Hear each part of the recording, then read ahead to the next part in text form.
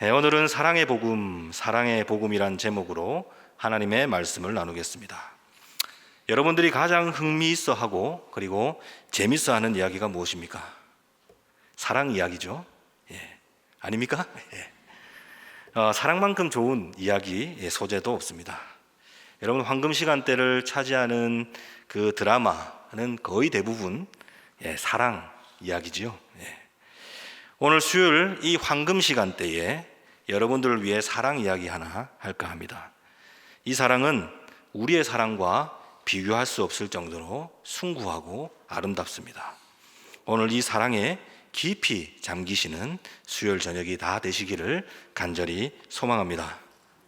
아멘.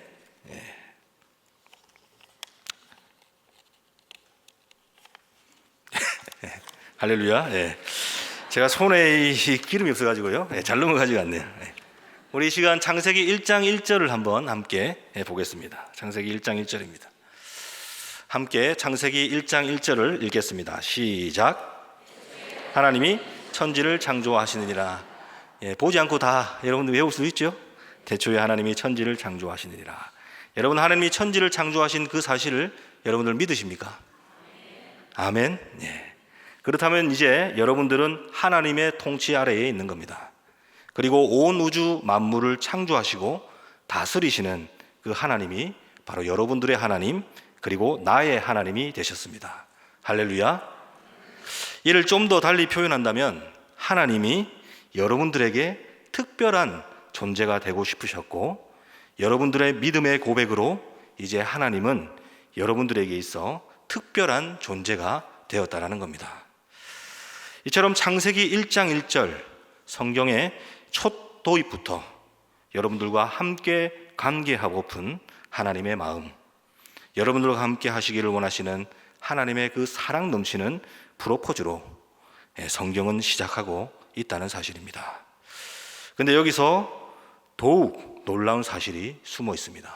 더욱 놀라운 사실이 여기에 숨어 있어요. 여러분들 궁금하시죠? 별로 대답이 없으셔서 그냥 숨길까요? 그것은 창조주 하나님의 사랑의 프로포즈를 피조물인 우리가 자유롭게 결정할 수 있다는 사실입니다. 다시 말해, 자신을 창조하신 하나님을 선택할 자유와 그렇지 않아도 될 자유를 우리가 가지고 있다는 사실입니다. 그렇다면 하나님은 왜 이런 자유를 우리에게 주신 것인가? 그것은 바로 사랑 때문입니다. 저는 일전에 전지전능하신 하나님이라면 모든 사람이 자신을 사랑하게 만들면 되지 않는가 하는 생각을 해본 적이 있습니다. 그런데 그것이 참으로 어리석은 생각이라는 사실을 깨달았습니다. 왜냐하면 사랑은 결코 강제가 아니기 때문입니다. 사랑함에 있어 서로의 자유로운 동의가 없다면 그것은 일종의 폭력일 뿐 결코 사랑이라 정의할 수 없기 때문입니다. 따라서 사랑은 그 대상의 자유 없이는 불가능한 것이고, 그렇기에 하나님은 인간에게 자유를 허락하신 것입니다. 그러나 이 자유에는 앞서 설명한 것처럼 피조물인 사람이 하나님을 배신할 수 있다는 위험성을 내포하고 있습니다. 물론 하나님도 그 사실을 알고 있었을 것입니다. 그럼에도 불구하고 하나님께서 인간에게 자유를 부여하신 이유는 바로 자신의 존재 이유, 자신의 속성 그 자체인 사랑을 선택하셨기 때문입니다. 우리 요한일서 4장 8절을 우리 함께 읽겠습니다. 요한일서 4장 8절입니다. 함께 읽겠습니다. 시작. 사랑하지 아니하는 자는 하나님을 알지 못하나니 이는 하나님은 사랑이시라. 이처럼 사랑 그 자체이신 하나님은 우리와 사랑하시길 원하셨고, 우리에게 자신의 무한하신 사랑을 베풀어 주길 원하셔서 우리에게 이러한 자유를 허락하셨습니다. 그러나 사람은 성경에 기록된 것처럼 하나님의 사랑을 배신합니다. 자신에게 주어진 자유와 권한으로 하나님을 철저히 배신합니다. 인간이 하나님 앞에 배신한 사건, 그 대표적인 사건이 무엇입니까? 무엇이죠? 하나님과 인간이 최초로 맺은 계약, 하나님이 먹지 말라 하신 선악과를 아담과 하와가 따먹은 일입니다. 하나님처럼 될 것이라는 이 뱀의 유혹, 그로 인해 부풀어 오른 과도한 욕망으로 결국 하나님과 약속한 사랑의 언약을 저버립니다. 여러분 잘 아시겠지만 선악을 알게 하는 나무는 그 자체로 인간의 자유, 즉 선택의 자유를 의미합니다. 쉽게 설명해서 선악을 알게 하는 나무는 하나님을 향한 나의 사랑이 진실한 것인지 거짓인지를 증명해 준다는 것이죠. 요한일서 5장 3절을 우리 함께 읽겠습니다. 요한일서 5장 3절입니다. 함께 읽겠습니다. 시작. 하나님을 사랑하는 것은 이것이니 우리가 그의 계명을 지키는 것이라. 그의 계명들은 무거운 것이 아니로다. 계명은 곧 하나님의 명령이죠. 그렇다면 하나님을 사랑하는 것은 그 명령을 지키는 것이지요. 이를 선악을 알게 하는 나무로 가져가면 어떤 유혹 속에도 과실을 먹지 않는 것, 즉 하나님의 명령을 지키는 일이 곧 하나님을 신뢰하고 하나님을 사랑하는 행동이라는 말입니다. 반대로 그 과실을 따먹는 것, 즉 하나님의 명령을 거역하는 일은 하나님을 신뢰하지 않는 것, 즉 하나님의 사랑을 거부하는 행동이라는 사실입니다. 사람은 결국 자신에게 주어진 자유를 통해 잘못된 선택을 합니다. 그로 인해 하나님과 사람의 관계는 완전히 단절되게 됩니다. 하나님과 단절된 그것, 즉 생명의 원천이신 하나님과 멀어진 그 일을 가리켜 우리는 죽음이라 부릅니다. 이처럼 하나님과 단절된 사람의 운명은 결국 죽음입니다. 여기에 대한 예를 하나 들어 설명한다면, 여러분 나무는 어디에 뿌리 박고 서 있어야 합니까? 나무는 어디에 뿌리 박고 서 있어야 되죠? 땅입니다. 그런데 땅에서 뿌리 뽑힌 나무는 어떻습니까? 땅에서 뿌리 뽑힌 나무는 물론 그 순간에는 살아있는 듯 하나 자신에게 내재된 자원이 떨어지면 어떻게 됩니까? 결국 말라서 죽게 됩니다. 그렇게 땅에서 뿌리 뽑힌 나무는 살아있는 듯 보이나 이미 죽은 것이라는 거죠. 그렇다면 인간은 어디에 뿌리 박고 있어야 합니까? 하나님입니다. 자신의 생명의 근원인 하나님 앞에 뿌리 박고 있어야죠. 그렇다면 그 근원에서 뿌리 뽑힌 인간은 나무와 마찬가지로 설령 살아있어 보이나 죽었다고 볼 수밖에 없는 것이라는 거죠. 그렇다면 살 수 있는 방법은 무엇입니까? 살 수 있는 방법, 다시 그 근원, 생명의 원천이신 하나님께로 돌아가면 되는 것이지요. 그러나 우리 스스로의 힘으로는 결코 그 근원으로 돌아갈 수 없습니다. 왜 그렇습니까? 하나님과 인간과의 관계를 단절시킨 장본인이 누굽니까? 누구죠? 하나님이십니까? 아닙니다. 우리죠, 우리. 바로 인간입니다. 인간이 먼저 이 관계를 깨어버린 것입니다. 그렇기 때문에 우리가 아무리 노력해도 하나님과 깨어진 관계를 다시 회복시킬 수 없다는 겁니다. 여러분들, 죄를 지은 사람이 피해를 끼친 사람에게 이렇게 얘기합니다. 야, 너 나 용서해. 내가 내게 피해 준 것 다 물려줄 테니까 까불지 말고 나를 용서 좀 해. 이런다고 관계가 회복됩니까? 아니죠. 결코 아닙니다. 죄를 지은 사람이 제 아무리 피해를 보상해줘도 결국 피해를 받은 사람이 마음을 돌이켜 그를 용서하지 않으면 결코 그 관계는 회복될 수 없다는 겁니다.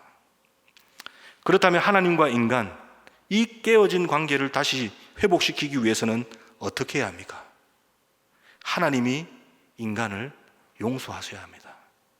다시 말해 용서의 주체가 우리가 아니라 하나님이라는 사실입니다. 따라서 하나님께 마음을 돌이키지 않으시면, 그래서 우리를 용서해 주지 않으시면 결코 우리는 생명의 원천이신 하나님 앞으로 나아갈 수 없는 것이고 결국 죽음과 심판이라는 절망적인 삶을 살 수밖에 없다라는 겁니다. 사랑하는 여러분, 그러나 자신을 배신하고 자신을 거역하고 자신을 미워했던 우리를 하나님은 여전히 사랑하셔서 우리를 용서하시기로 하셨습니다. 그리고 다시 사랑하시길 원하셨습니다. 이와 같이 포기하지 않으시는 하나님의 사랑 이야기가 성경의 핵심이자 우리에게 기쁜 소식, 복음이 된다는 것입니다. 그 증거들을 오늘 이 성경 속에서 함께 살펴보도록 하겠습니다. 먼저 아담과 하와의 이야기를 해보겠습니다. 여러분들이 가장 잘 아시니까요. 아담과 하와 이야기를 해보겠습니다. 아담과 하와 하나님 앞에 범죄했습니다. 그렇죠? 예, 대답이 없으시네요. 예. 아닌가요? 저만 알고 있는 건가요? 예. 그런 그들을 하나님께서 그냥 내버려 두셨습니까? 범죄한 아담과 하와를 하나님께서 그냥 내버려 두셨어요? 아닙니다. 죄로 인해 두려워하는 아담과 하와에게 하나님이 친히 먼저 다가와 이렇게 물으십니다. 창세기 3장 9절입니다. 한 목소리로 읽겠습니다. 시작.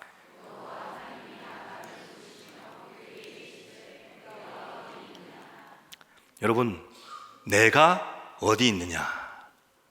내가 어디 있느냐? 여러분, 이 물음의 의미는 무엇입니까? 진짜 어디 있는지 몰라서 물어보시는 겁니까? 아닙니다. 하나님은 아담과 하와가 범죄했다는 사실도 알았고 그들이 어디 있는 줄도 알았습니다. 그렇다면 하나님이 내가 어디 있느냐 물어보신 이유는 무엇입니까? 그 물음의 진짜 의미는 내가 널 용서할 테니 지금 내 앞에 나와 너도 내게 용서를 구하라는 말이죠. 이처럼 하나님께서 범죄한 아담과 하와를 포기하지 않으시고 용서의 손길을 먼저 내미셔서 이 손을 잡고 다시 사랑하시길 원하셨다는 겁니다. 요한일서 4장 19절 이렇게 말하고 있습니다. 함께 보겠습니다. 함께 읽겠습니다. 시작. 우리가 사랑함은 그가 먼저 우리를 사랑하셨습니다. 그가 먼저 우리를 사랑하셨습니다. 그럼에도 불구하고 아담과 하와는 그 하나님의 손길을 뿌리십니다. 자신의 죄를 솔직히 고백하기보다 자신의 죄를 가리기에 급급했다는 것입니다. 그렇다면 하나님이 이들을 포기할 법도 한데 인류의 역사는 지금까지 이어지고 있습니다. 이처럼 하나님은 범죄한 이들조차도 결코 포기하지 않으십니다. 이처럼 하나님은 언제나 사랑으로 먼저 다가오시고 먼저 손을 내밀어 주십니다.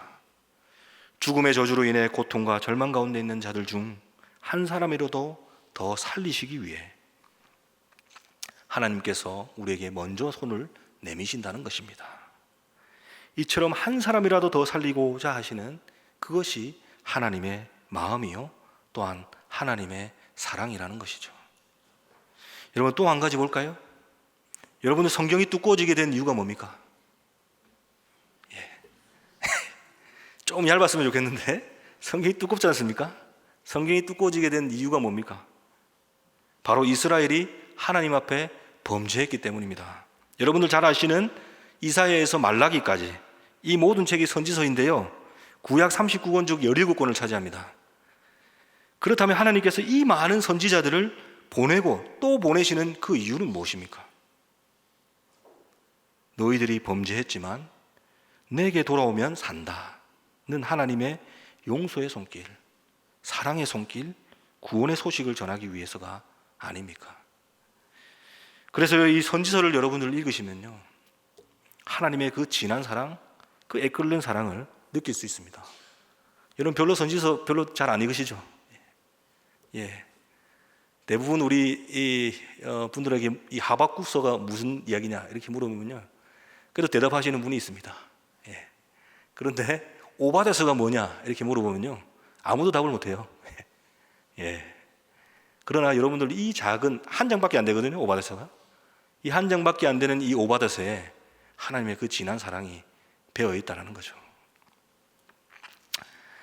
이뿐이겠습니까? 여러분들 홍수 심판 아시죠? 예, 아주 쉬운 거 위주로 여러분들 뽑았습니다. 예, 홍수 심판 아시지요? 예, 구약 성경에서 가장 큰 심판이에요. 예. 홍수 심판을 아마 모르시는 분들은 없으실 겁니다. 그런데 이 홍수 심판도 인간의 범죄에 즉각 반응하셔서 바로 처벌하신 사건이 아닙니다. 이 홍수 심판 안에도 하나님의 자비와 긍휼, 오래 참으심, 사랑이 숨어 있습니다. 그 내용이 어디 있습니까? 아무리 찾아봐도 없지요. 그런데 이 내용이 바로 노아의 조상들의 이름, 즉 노아의 족보 안에 담겨져 있습니다. 여러분, 성경에서 가장 장수한 사람이 누구입니까? 예, 고인수 장로님이 또 아주 멋지게 대답하셨는데요. 무드셀라입니다. 무드셀라가 그러면 몇 세에 돌아가셨습니까? 고인수 장로님? 969세. 예, 대단합니다. 예, 969세에 죽습니다. 그런데 이 무드셀라가 369세가 될 때 자신의 손자 노아가 탄생합니다. 그런데 이 노아가 600세 되는 때 뭐가 일어나냐면 홍수가 일어나요. 그런데 무드셀라가 그때는 무드셀라가 969세 운명하는 시간이거든요. 죽을 때거든요. 이때 무엇이 일어나냐면 홍수 심판이 일어났다는 거죠. 여러분들, 이 이름에 하나님의 자비가 숨어 있습니다. 무드셀라라는 이름의 뜻이 무엇인지 압니까? 창을 던지는 사람들이란 뜻입니다. 창을 던지는 사람이란 뜻입니다. 이 당시에 창을 던지는 사람이라는 것은 경고하는 자라는 의미입니다. 하나님은 무드셀라를 통해 사람들에게 심판을 경고하고 있었음을 우리는 알 수가 있습니다. 무드셀라의 수명에서 우리가 볼 수 있듯이 하나님은 아주 오랫동안 이들에게 홍수 심판을 경고하셨다라는 겁니다. 그러나 결국 홍수 심판은 일어납니다. 이는 아무도 하나님의 경고의 메시지를 듣지 않았다는 것이죠. 그러나 우리가 여기서 주목해 보아야 하는 것은 자신을 대적하고 자기 멋대로 사는 자들조차도 하나님은 포기하지 않으신다는 것입니다. 범죄한 자들조차도 다시금 자신의 품으로 돌이키고자 하시는 하나님과 그 긍휼과 자비의 행위, 하나님의 그 구원의 의지는 그 어떠한 것으로도 변하지 않는다는 것입니다. 여러분, 에스겔서 18장 23절을 한번 같이 보겠습니다. 함께 읽어보겠습니다. 시작. 주 여호와의 말씀이니라. 내가 어찌 악인이 죽는 것을 조금인들 기뻐하랴. 그가 돌이켜 그 길에서 떠나 사는 것을 어찌 기뻐하지 아니하겠냐. 이것이 하나님의 말씀, 하나님의 마음입니다. 로마서 38장 35절에서 39절을 우리 시간 한번 같이 보겠습니다. 이 부분 제가 한번 읽어드리겠습니다. 누가 우리를 그리스도의 사랑에서 끊으리요? 환난이나 공고나 박해나 기근이나 적신이나 위험이냐 칼이냐. 기록된 바 우리가 종일 주를 위하여 죽임을 당하게 되며 도살당할 양같이 여김을 받았나이다 함과 같으니라. 그러나 이 모든 일에 우리를 사랑하시는 이로 말미암아 우리가 넉넉히 이기느니라. 내가 확신하노니 사망이나 생명이나 천사들이나 권세자들이나 현재 일이나 장래 일이나 능력이나 높음이나 깊음이나 다른 어떤 피조물이라도 우리를 우리 주 그리스도 예수 안에 있는 하나님의 사랑에서 끊을 수 없으리라. 아멘. 사랑하는 여러분, 이처럼 하나님의 사랑은 영원불변하고 언제나 우리를 향해 있습니다. 이것이 우리에게 소망이 되는 것입니다. 또한 이것이 우리에게 기쁜 소식, 복된 소식, 즉 복음이 되는 것입니다. 생각을 해보십시오. 만약 하나님이 냉정하신 분, 옳고 그름만으로 사람을 판결해버리는 성품이라면, 또 하나님이 오래 참으시지 않는 분이라면, 그리고 하나님의 성품이 개팍하시고 무섭게 군림하시는 분이시라면 지금 살아있는 사람이 존재하겠습니까? 아닙니다. 이미 아담과 하와 때 인류의 역사는 끝나버렸겠죠. 사랑하는 여러분, 하나님의 성품이 선하시고 언제나 오래 참으시고 인자와 사랑이 많으신 분이시라는 그 사실이 우리에게 얼마나 큰 소망이요, 큰 위로가 됩니까? 따라서 하나님, 그분이 선하신 것, 그런 분이 우리를 여전히 사랑의 눈길로 보아준다는 것, 그것이 바로 우리에게 있어 기쁜 소식, 복음이 되는 것입니다. 아멘. 저는 아버지에 대한 기억이 없습니다. 어릴 적 아버지가 일찍 돌아가셨기 때문입니다. 그 아버지의 빈자리를 채워줬던 사람이 누구냐면 저의 사랑하는 누나였습니다. 많이도 다투고 또 많이도 싸웠지만 저는 누나를 사랑했습니다. 그런데 그 사랑하는 누나를 주님께서 데려가셨습니다. 도무지 이해가 되지 않았습니다. 고통스러웠습니다. 하나님이 너무 미워서 견딜 수 없었습니다. 그래서 하나님의 품을 떠났습니다. 하나님과 거리를 두었습니다. 그런데 어느 날 짜장면집에서 달력에서 그 목자의 모습으로 서 있는 예수님을 보았습니다. 그리고 그 밑에 적혀있던 성경 구절, 여호와는 나의 목자시니 내게 부족함이 없으리로다. 그가 나를 푸른 풀밭에 누이시며 쉴만한 물가로 인도하시는도다. 저는 이 구절 때문에 여기에 있습니다. 주님이 목자시라면 우리는 양입니다. 양이 할 수 있는 일은 그분이 선한 목자라는 사실을 믿고 그 넓은 등판을 바라보며 그분을 따르는 일입니다. 물론 그 길에는 가시밭길, 진흙밭길, 낭떠러지, 그 길을 방해하는 수없이 많은 것들이 있겠지요. 그럼에도 불구하고 그분이 선한 목자이시라면 결국 우리의 최종 종착역은 푸른 풀밭이요 쉴만한 물가일 수밖에 없다라는 겁니다. 물론 저희 상황과 환경은 변한 것이 전혀 없습니다.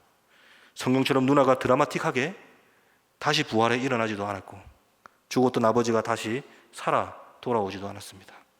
그럼에도 불구하고 지금 제가 여전히 하나님을 사랑할 수 있었던 것은 절망과 시름에 빠져 하나님을 포기하고 거부했던 저를 여전히 사랑하여 주시고 함께하여 주시고 그리고 말씀으로 회복시켜 주신 하나님의 그 포기하지 않는 사랑 때문에 저는 지금 사랑하는 주님 앞에 서 있을 수 있는 것입니다. 그리고 제 마음에 또 이런 생각이 들었습니다. 이런 사랑이 하나님께서 누나를 그리고 아버지를 그냥 내버려 두시겠는가? 저는 확신합니다. 하나님은 분명 누나를 그리고 아버지를 푸른 풀밭과 쉴만한 물가로 인도하셨을 것이라는 사실을 말입니다. 이 사실이 믿어지니 제 마음에 평안이 찾아왔습니다. 그리고 결국 그 인생의 해답은 상황과 환경의 변화가 아니라 하나님 그분 그 자체라는 사실을 깨닫게 되었습니다. 사랑하는 여러분, 이처럼 하나님의 성품, 선하신 하나님, 무엇보다 우리를 사랑하시는 그 사랑을 멈추지 않으시는 그 하나님, 그분 그 자체가 우리에게 소망이요 복음이라는 사실입니다. 오늘 본문의 말씀 요한복음 3장 16절 17절을 다시 한번 읽어보겠습니다. 함께 읽겠습니다. 시작. 하나님이 세상을 이처럼 사랑하사 독생자를 주셨으니 이는 그를 믿는 자마다 멸망하지 않고 영생을 얻게 하려 하심이라. 하나님이 그 아들을 세상에 보내신 것은 세상을 심판하려 하심이 아니요 그로 말미암아 세상이 구원을 받게 하려 하심이니라. 아멘. 이 두 구절은 지금까지 살펴보았던 하나님의 사랑의 요약본입니다. 하나님이 이제 자신의 전부이신 예수 그리스도를 통해 자신의 사랑을 계시하고 동시에 예수님을 통해 화해의 손길을 우리 가운데 내밀고 계시는 것입니다. 우리는 예수 그리스도를 믿음으로 이 사랑에 동참할 수 있습니다. 사실 지금 여러분들이 이 자리에 앉아 있는 것은 모두 예수 그리스도를 믿음으로 고백했기 때문이겠지요. 그렇다면 여러분들은 하나님의 사랑에 속한 자들입니다. 할렐루야. 네, 아멘. 자, 그렇다면 하나님의 사랑에 속한 자들은 해야 할 일이 있습니다. 그것은 무엇이냐면 한 영혼이라도 더 구원하고자 하시는 하나님의 마음에 동참하는 일입니다. 세상의 범죄로 인해 하나님은 홍수를 통해 심판하고자 하셨습니다. 그런 세상 속에서 주목되는 한 사람이 있었습니다. 그 사람이 누구입니까? 대답하지 않으셔도 됩니다. 저 대답할게요. 노아입니다. 노아에 대해 창세기 6장 8절은 이렇게 말하고 있습니다. 함께 읽겠습니다. 시작. 그러나 노아는 여호와께 은혜를 입었도다. 그런데 이 개역개정은 히브리어 본문을 의역한 겁니다. 의역한 거죠. 이를 직역하면 이렇습니다. 노아는 여호와의 눈동자에서 은혜를 발견했다. 노아는 여호와의 눈동자에서 은혜를 발견했다. 다시 말해 노아가 발견한 하나님의 눈동자는 심판을 원하시는 것이 아니라 은혜를 원하신다는 것입니다. 심판을 앞둔 하나님의 눈동자가 분노로 일그러져 있는 그 모습이 아니라 슬픔의 눈동자, 이들의 돌이켜 살기를 바라시는 그 긍휼의 눈동자라는 사실을 노아가 발견했다는 말입니다. 노아는 하나님의 마음을 보았습니다. 한 영혼이라도 더 살리고자 하시는 그 은혜의 눈동자, 그 사랑의 마음을 보았습니다. 노아에게 하나님의 마음이 부어졌습니다.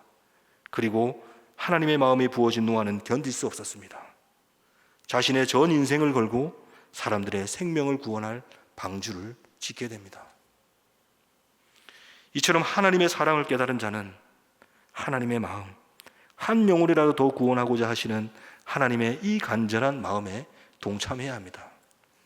하나님의 사랑을 아는 자, 하나님의 마음을 아는 자 모두가 세상 속에 하나님의 구원 의지가 되어 죽어가는 영혼들에게 생명의 길을 제시해야 된다는 것입니다. 우리 창세기 12장 1절에서 3절을 함께 보겠습니다. 한 목소리로 한번 읽어볼까요? 시작. 여호와께서 아브라함에게 이르시되 너는 너의 고향과 친척과 아버지의 집을 떠나 내가 내게 보여줄 땅으로 가라. 내가 너로 큰 민족을 이루고 내게 복을 주어 내 이름을 창대하게 하리니 너는 복이 될지라.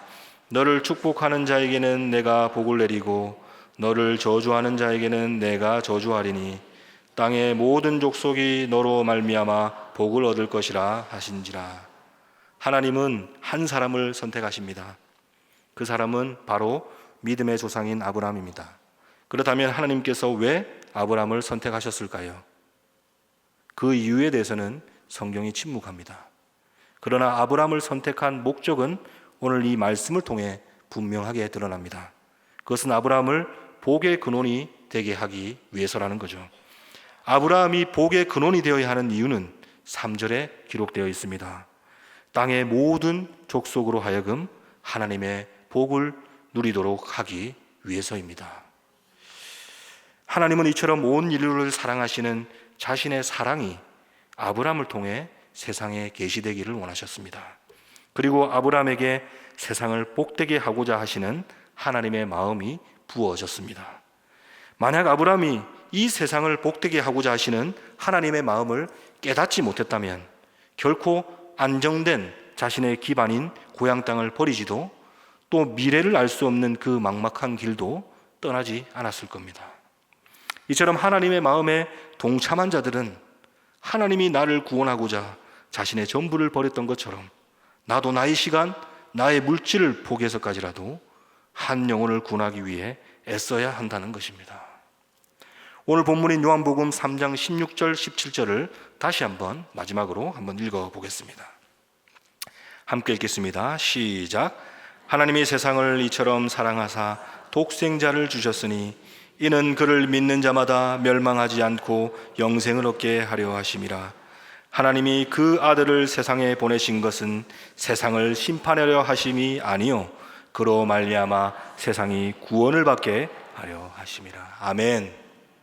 이 진한 사랑의 복음을 받아들인 여러분들은 세상을 향한 하나님의 마음을 아는 자들입니다.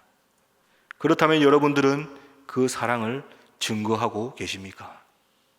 죽어가는 영혼들을 바라보며 가슴 찢으며 고통하시는 하나님의 마음으로 세상을 바라보고 계십니까? 죽어가는 영혼들을 바라보면서도 아무런 관심도 아픔도 없이 살아가고 계시지는 않습니까? 하나님을 사랑하는 자는 하나님의 사랑을 전해야 합니다. 그 전함의 모습은 다를 수 있습니다. 우리의 선한 행실일 수 있고 또한 우리의 입술의 선포일 수 있습니다. 어떤 것이라도 좋습니다. 하나님의 사랑을 전해야 합니다.